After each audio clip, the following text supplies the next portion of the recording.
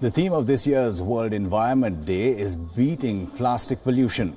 India is hosting the celebrations.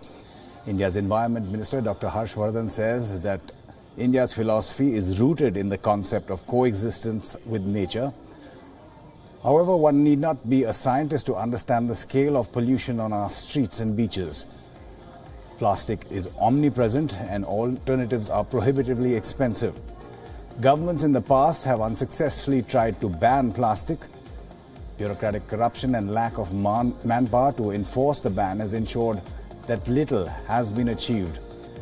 Some also argue that poor citizens cannot be forced to join the expensive war on pollution. Sample this. A citizen buying vegetable gets a plastic bag free of cost.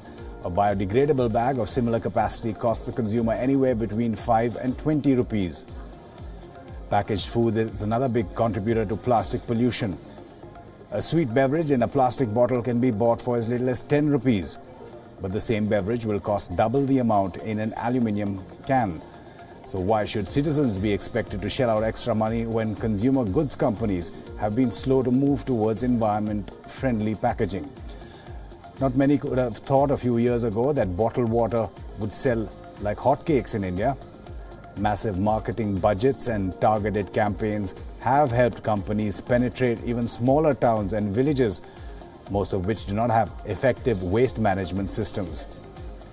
Prime Minister Narendra Modi has made Clean India a top priority of his government, and the war on plastic is definitely a challenge that all Indians have to face together.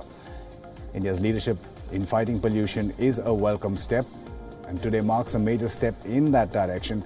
But tangible results will come only when all Indians come together, and that will possibly happen only when governments incentivize the fight against pollution.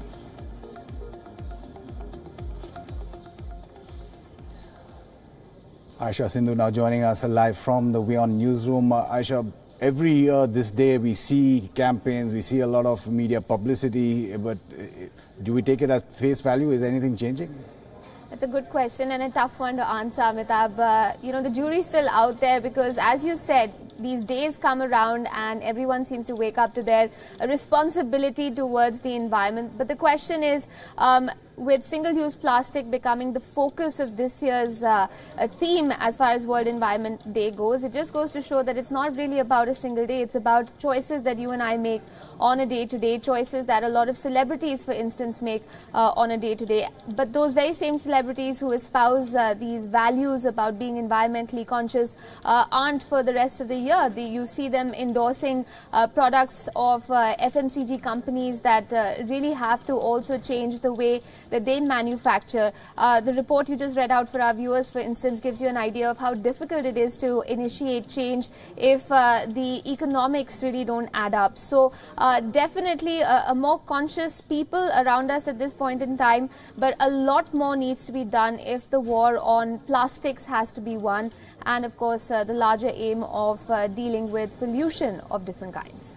Aisha Sindhu reporting on how consciousness has been raised, but a lot more needs to be done. In fact, stay tuned to WION. We have a special on World Environment Day coming up.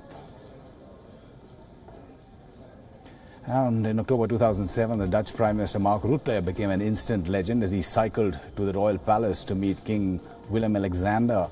This time, the Prime Minister has left Parliament in awe after he accidentally spilled his coffee and then did not hesitate to clean up after himself.